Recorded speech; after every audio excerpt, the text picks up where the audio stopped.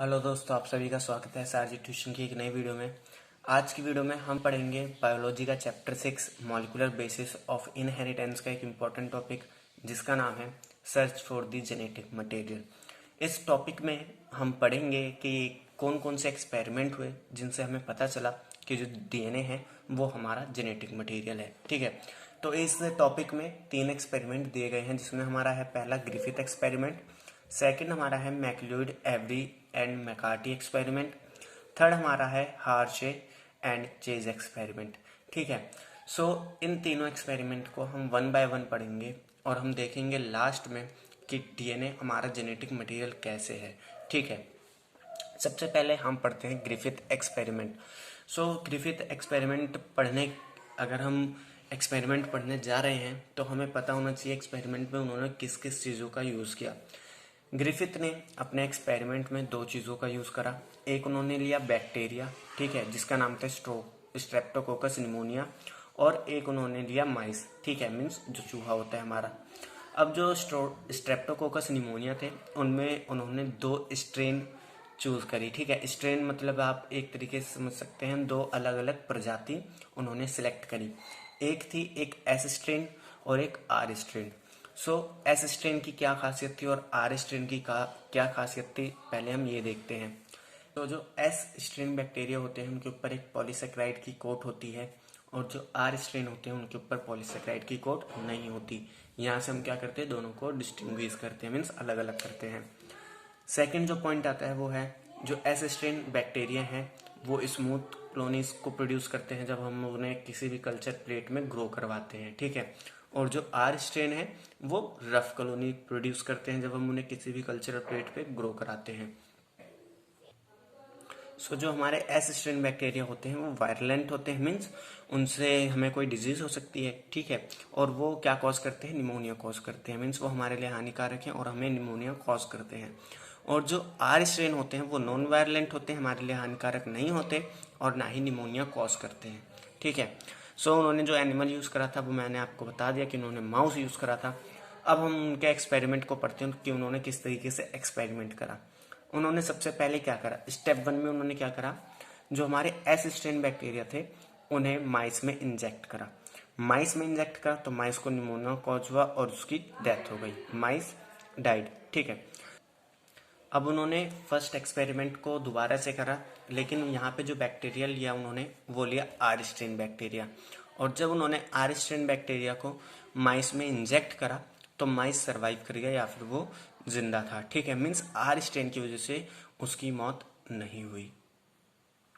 अब उन्होंने third step में क्या करा, जो एस स्ट्रेन बैक्टीरिया था उसे पहले हीट करा जिसकी वजह से उसकी डेथ हो गई। तो यहाँ पे अब एस स्ट्रेन बैक्टीरिया को हम कह रहे हैं हीट किल्ड बैक्टीरिया। ठीक है, उन्होंने क्या करा, एस स्ट्रेन बैक्टीरिया को जो मर चुका है हीट की वजह से उसे इंजेक्ट करा माइस में, और माइस यहाँ पे सरवाइव कर गया। ठीक है, क्योंकि जब एस स्ट्रेन बैक्टीरिया मर चुका है तो वो निमोनिया कॉज नहीं करेगा, जिसकी वजह से माइस सरवाइव कर जाएगा। ठीक है, सो अब उन्होंने फोर्थ स्टेप में क्या करा, जो एस स्ट्रेन बैक्टीरिया थे जो हीट किल्ड हो चुके थे यानी जो मर चुके थे हीट की वजह से, उनके साथ उन्होंने आर स्ट्रेन बैक्टीरिया को ग्रो करवाया जो जिंदा थे। ठीक है, मीन्स जो जिंदा आर स्ट्रेन बैक्टीरिया थे उन्हें उन्होंने एस स्ट्रेन मरे हुए बैक्टीरिया के साथ ग्रो करवाया।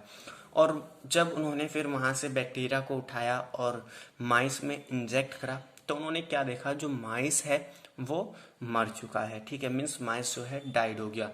तो इन 4 एक्सपेरिमेंट से उन्होंने कंक्लूजन निकाला कि जो आर स्ट्रेन बैक्टीरिया है वो ट्रांसफॉर्म हुआ heat killed S strain bacteria की वजह से, क्योंकि आर स्ट्रेन बैक्टीरिया को हीट किल्ड एस स्ट्रेन के साथ ग्रो करवाया गया था। ठीक है, यानी उस प्लेट पे ग्रो करवाया गया था। सो एस स्ट्रेन ने क्या करा, आर स्ट्रेन बैक्टीरिया में कुछ ट्रांसफॉर्मेशन कॉज करी जिसकी वजह से वो वायलेंट हो गया, मीन्स उसने निमोनिया कॉज करा और उसकी वजह से माइस की मौत हो गई।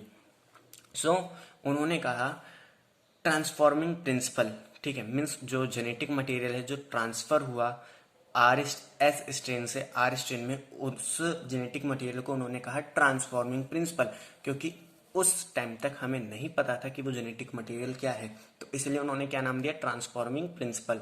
उन्होंने कहा transforming principle transfer from heat killed S strain had enabled the R strain to synthesize a smooth polysaccharide coat and become virulent। तो उन्होंने बताया कि जो ट्रांसफॉर्मिंग प्रिंसिपल है या जो मटेरियल ट्रांसफर हुआ है एस स्ट्रेन से आर स्ट्रेन में, उसने क्या करा, आर स्ट्रेन को एक पॉलीसेक्राइड कोट बनाने के लिए इनेबल करा। मीन्स उसमें ये विशेषता डाली कि वो एक स्मूथ पॉलीसेक्राइड कोट बनाए, जिसकी वजह से वो वायलेंट हुआ और उसने निमोनिया कॉज करा माउस में और माउस की मौत हो गई।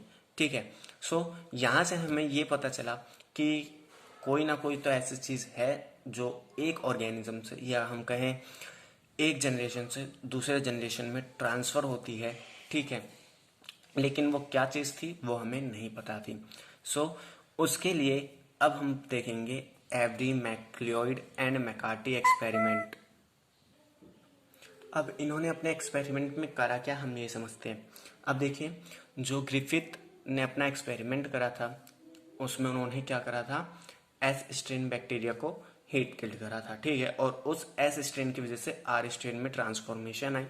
तो मैक्लियोइड एवरी ने सेम एक्सपेरिमेंट करा, लेकिन उन्होंने क्या चीज़ करा कि जो उनके अंदर बायोकेमिकल्स होते हैं जैसे प्रोटीन, डीएनए, आरएनए, उन्हें एक एक करके प्योरीफाई कर दिया। मीन्स जैसे पहले प्रोटीन को डाइजेस्ट करवा दिया एंजाइम से, फिर डीएनए को, फिर आरएनए को, और उसके बाद देखा कि ट्रांसफॉर्मेशन हो रही है या नहीं हो रही है। ठीक है। They discovered that protein digesting enzyme protease and RNA digesting enzyme RNase did not affect transformation। उन्होंने क्या देखा, जो प्रोटीन को डाइजेस्ट करने वाला एंजाइम था प्रोटीएज और जो आरएनए को डाइजेस्ट करने वाला एंजाइम था आरएनएस, वो ट्रांसफॉर्मेशन पे कोई इफेक्ट नहीं डाल रहे थे। मीन्स ट्रांसफॉर्मेशन बिना आरएनए और बिना प्रोटीन के हो रही थी। ठीक है। Digestion with DNA did inhibit transformation, suggests that DNA caused the transformation। So जो डीएनए का डाइजेशन था डीएनएज के द्वारा, ठीक है, यहाँ पे डीएनएज हमारा क्या है, बेसिकली एंजाइम है जो क्या करता है, डीएनए का डाइजेशन करता है। ठीक है, तो डीएनए का जब डाइजेशन हुआ डीएनएज की वजह से, उसने क्या करा, ट्रांसफॉर्मेशन को इनहिबिट कर दिया, मीन्स रोक दिया। ठीक है, मीन्स जो डीएनए को डाइजेस्ट करने वाला एंजाइम था उसने ट्रांसफॉर्मेशन को रोक दिया। तो यहाँ से उन्होंने ये सजेस्ट करा कि जो डीएनए है वही ट्रांसफॉर्मेशन कॉज करता है। लेकिन उनके इस एक्सपेरिमेंट से और इस प्रूफ से कई सारे साइंटिस्ट सहमत नहीं थे। सो इस वजह से डीएनए को कंप्लीटली तरीके से जेनेटिक मटेरियल नहीं माना गया, और इसको प्रूफ करने के लिए एक नया एक्सपेरिमेंट आया जो हम पढ़ेंगे अब। सो अब हम पढ़ते हैं हार्शे एंड चीज एक्सपेरिमेंट। ये एक ऐसा एक्सपेरिमेंट था जिसने बिना किसी डाउट के ये प्रूफ कर दिया कि जो डीएनए है वही जेनेटिक मटेरियल है। ठीक है। Alfred Hershey and Maratha chase unequivocal proof that genetic material is DNA. Alfred Hershey and Maratha chase, ये दोनों नाम आप याद रखिएगा, क्योंकि ये जो हमारा जेनेटिक पूरा यूनिट है यहीं से साइंटिस्ट के नेम पूछता है अगर आपका पूछेगा नीट में या फिर सीबीएसई बोर्ड एग्जाम में। ठीक है। और अनइक्विवोकल का मतलब होता है बिना किसी डाउट के। ठीक है, यानी बिना किसी शंका के उन्होंने ये प्रूफ करा कि जो डीएनए है वही हमारा जेनेटिक मटेरियल है। इन्होंने अपने एक्सपेरिमेंट में जो ऑर्गेनिज्म यूज करे उनमें इन्होंने लिया इन्होंने बैक्टीरियोफेज और एक इन्होंने लिया बैक्टीरिया जिसका नाम था एसेशिया कोलाई। और बैक्टीरियोफेज क्या है, they are virus that infect bacteria. Bacteriophage viruses हैं जो क्या करते हैं, बैक्टीरिया में इन्फेक्शन कॉज करते हैं। ठीक है, ये चीज आप याद रखिएगा। और दूसरा ऑर्गेनिज्म इन्होंने कौन सा लिया, बैक्टीरिया। ठीक है, और कौन सा बैक्टीरिया लिया, एसेशिया कोलाई। ठीक है, या फिर ई कोली आप जिसे कहते हैं। सो इन्होंने सबसे पहले क्या करा, इन्होंने सबसे पहले स्टेप 1 में क्या करा, इन्होंने जो हमारा वायरस था यानी जो हमारा बैक्टीरियोफेज था उसे रेडियो एक्टिव फॉस्फोरस के मीडियम पे ग्रो करवाया। ठीक है, अब ये करवाने का इनका मोटिव क्या था, ये करवाने का इनका मोटिव था कि जो हमारा डीएनए होता है वो फॉस्फोरस को कंटेन करता है। ठीक है, तो अगर हम उसे किसी रेडियो एक्टिव फॉस्फोरस मीडियम पे ग्रो करवा रहे हैं तो वहां पे जो वायरस ग्रो करेंगे या जो डेवलप होंगे वायरस, उनका जो डीएनए होगा वो रेडियो एक्टिव होगा। ठीक है, और जो प्रोटीन होगा वो रेडियो एक्टिव नहीं होगा। क्यों? क्योंकि प्रोटीन जो है वो फॉस्फोरस कंस्टिट्यूट नहीं करता और जो डीएनए है वो फॉस्फोरस कंस्टिट्यूट करता है। ठीक है। This virus contain radio active DNA but not radio active protein as phosphorus is constituent of DNA. So जैसे मैंने आपको बताया, अब हम नेक्स्ट उनका सेकंड स्टेप पढ़ते हैं। उन्होंने सेकंड स्टेप सेव करा, लेकिन वहां पे इन्होंने क्या लिया? Radio active sulphur. मीन्स अब उन्होंने कुछ बैक्टीरियोफेज को रेडियो एक्टिव सल्फर के मीडियम पे ग्रो करवाया। यहाँ पे क्यों ग्रो करवाया? यहाँ पे इसलिए ग्रो करवाया क्योंकि जो हमारा प्रोटीन है वो सल्फर ग्रुप कंस्टिट्यूट करता है, लेकिन जो हमारा डीएनए है वो नहीं करता। ठीक है। This virus contain radio active protein. अब देखिए, रेडियो एक्टिव सल्फर पे अगर हमने उन्हें ग्रो करवाया है और सल्फर जो है प्रोटीन का कंस्टिट्यूएंट है, तो जो हमारा प्रोटीन होगा उन वायरसेस में वो कैसा होगा? रेडियो एक्टिव होगा। लेकिन जो हमारा डीएनए होगा वो रेडियो एक्टिव नहीं होगा। ठीक है। Radioactive phages were allowed to attach एसेशिया coli bacteria and infection proceeds. अब देखिए ये जो हमारे पहले दो स्टेप थे जिसमें हमने रेडियो एक्टिव फॉस्फोरस पे ग्रो करवाया और सेकंड में रेडियो एक्टिव सल्फर पे, इन दोनों स्टेप को हम कहते हैं लेबलिंग। ठीक है। यहाँ पे हमने क्या करा? जो बैक्टीरियोफेज थे उन्हें लेबल करा कि कौन सा रेडियो एक्टिव डीएनए कंस्टिट्यूट करता है और कौन सा रेडियो एक्टिव प्रोटीन कंस्टिट्यूट करता है। ठीक है। तो लेबलिंग के बाद हमारे इसमें 3 स्टेप आते हैं। एक हमारा होता है इन्फेक्शन। ठीक है, इन्फेक्शन। सेकंड हमारा होता है ब्लेंडिंग और थर्ड हमारा होता है सेंट्रीफ्यूगेज।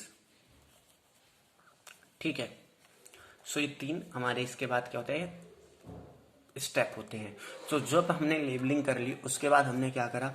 जो रेडियो एक्टिव फेजेस थे, ठीक है, मीन्स जो रेडियो एक्टिव डीएनए कंस्टिट्यूट करते थे और रेडियो एक्टिव प्रोटीन कंस्टिट्यूट करते थे, उन्हें हमने एसेसिया कोलाई से अटैच करा। ठीक है, जो क्या थी? बैक्टीरिया थी, और उनमें इन्फेक्शन करवाया।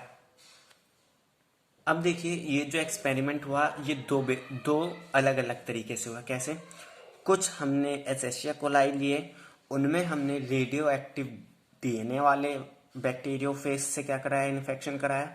और कुछ हमारे एसेशिया कोलाई थे जिनमें हमने रेडियो एक्टिव प्रोटीन के थ्रू क्या कराया? इन्फेक्शन कराया। ठीक है। सो अब हम हमारा नेक्स्ट स्टेप पढ़ते हैं जो क्या है? ब्लेंडिंग का। तो ब्लेंडिंग में क्या होता है? जो वायरल कोट है, मीन्स जो बैक्टीरियोफेज है, उन्हें उनका जो कांटेक्ट होता है, मीन्स मान लीजिए ये अगर हमारा बैक्टीरिया है, ठीक है, और ये हमारा वायरस है, सो इनका ये जो कांटेक्ट है इसे हटाने के लिए हम ब्लेंडर का इस्तेमाल करते हैं। ठीक है। इसमें क्या होता है कि इन दोनों के बीच में जो कांटेक्ट है वो हट जाता है। मीन्स जब हम ब्लेंडिंग करते हैं तो ये इस तरीके से हो जाता है, कुछ इनके बीच का जो कांटेक्ट है वो हट जाता है। तो इसमें क्या होता है? Viral coat were remove from bacteria by agitating them in blender. उन्हें ब्लेंडर में एजिटेट करके जो उनके बीच का कांटेक्ट है, मीन्स जो बैक्टीरियोफेज और जो बैक्टीरिया के बीच का कांटेक्ट है, उसे अलग अलग कर दिया जाता है। अब नेक्स्ट स्टेप हमारा आता है सेंट्रीफ्यूगेशन का। सेंट्रीफ्यूगेशन में क्या होता है? अब देखिए उनका कांटेक्ट हमने अलग अलग कर दिया, लेकिन उन्हें सेपरेट भी करना है, क्योंकि स्टडी अगर हम कर रहे हैं तो हम सिर्फ बैक्टीरिया की स्टडी करेंगे, उसमें वायरसेस नहीं होने चाहिए, लेकिन वो काफ़ी माइक्रोस्कोपिक होते हैं, तो इसलिए उन्हें अलग अलग करने के लिए हम सेंट्रीफ्यूगेस टेक्निक का इस्तेमाल करते हैं। इसमें क्या होता है कि जो भी हमारे जो भी हमारा सब्सटेंस हम सेंट्रीफ्यूगेस मशीन में डालते हैं वो अपने वेट के अकॉर्डिंग एक दूसरे से अलग हो जाते हैं। मीन्स जो हल्के पार्टिकल होते हैं वो ऊपर हो जाते हैं और जो भारी चीज़ें होती हैं वो नीचे हो जाती हैं। ठीक है। तो यहाँ पे वायरस पार्टिकल को अलग करा गया बैक्टीरिया से, उन्हें सेंट्रीफ्यूगेज मशीन में स्पाइन करके, मीन्स घुमा के। ठीक है। अब इन एक्सपेरिमेंट के बाद उन्होंने कंक्लूजन क्या निकाला? उन्होंने देखा बैक्टीरिया जिन्हें इन्फेक्ट करा गया था वायरसेस के थ्रू, जिनका रेडियो एक्टिव प्रोटीन था, वो रेडियो एक्टिव नहीं थे। क्या चीज़ कही मैंने? कि वो बैक्टीरिया जिन्हें इन्फेक्ट करा गया था उन वायरसेस या बैक्टीरियोफेज से जिनके पास रेडियो एक्टिव प्रोटीन था, वो बैक्टीरिया रेडियो एक्टिव नहीं थे। ठीक है। लेकिन सेकंड उन्होंने कंक्लूजन क्या दिया? कि वो बैक्टीरिया जिन्हें हमने इन्फेक्ट करा वायरसेस से या बैक्टीरियोफेज से, जिनके पास रेडियो एक्टिव डीएनए था, वो रेडियो एक्टिव थे। मीन्स वो बैक्टीरिया रेडियो एक्टिव थे। ठीक है। सो ये हमें बताता है, it indicates that DNA was pass from virus to bacteria and protein did not. तो यहाँ से हमें पता चला कि जो डीएनए है वो पास हुआ वायरस से बैक्टीरिया में, मीन्स बैक्टीरियोफेज से एशेरिया कोलाई में, और प्रोटीन ऐसा नहीं कर पाया। तो हैंस जो हमारा जेनेटिक मटेरियल है वो क्या है, डीएनए। ठीक है। तो ये 3 एक्सपेरिमेंट काफ़ी ज़्यादा इंपॉर्टेंट थे। कौन कौन से? एक हमारा ग्रिफिथ एक्सपेरिमेंट जो सबसे ज़्यादा बोर्ड एग्जाम में पूछा जाता है। सेकंड हमारा है Avery MacLeod and McCarty experiment. और जो थर्ड हमारा है वो है मार्था चेज और हार्शे एक्सपेरिमेंट। तो ये तीनों एक्सपेरिमेंट आपको अच्छे से आने चाहिए, और इनमें से जो सबसे ज़्यादा बोर्ड एग्जाम में पूछता है वो है Griffith experiment and Maratha chase and Hershey experiment. ठीक है। तो ये 2 एक्सपेरिमेंट आप अच्छे से तैयार करिएगा। सो अगर आपको वीडियो अच्छी लगी हो, या आपको थोड़ा सा भी यूजफुल वीडियो लगा हो, या आपको कुछ समझ आया हो, तो प्लीज़ इस वीडियो को लाइक करना, अपने दोस्तों के साथ शेयर करना, और अगर आप हमारे चैनल पर नए हैं तो प्लीज़ हमारे चैनल को सब्सक्राइब करना। और नोट्स के लिए आप मुझे व्हाट्सअप कर सकते हैं। व्हाट्सअप का जो नंबर है वो डिस्क्रिप्शन में गिवन है। तो मिलते हैं नेक्स्ट वीडियो में, तब तक के लिए थैंक्स फॉर वॉचिंग।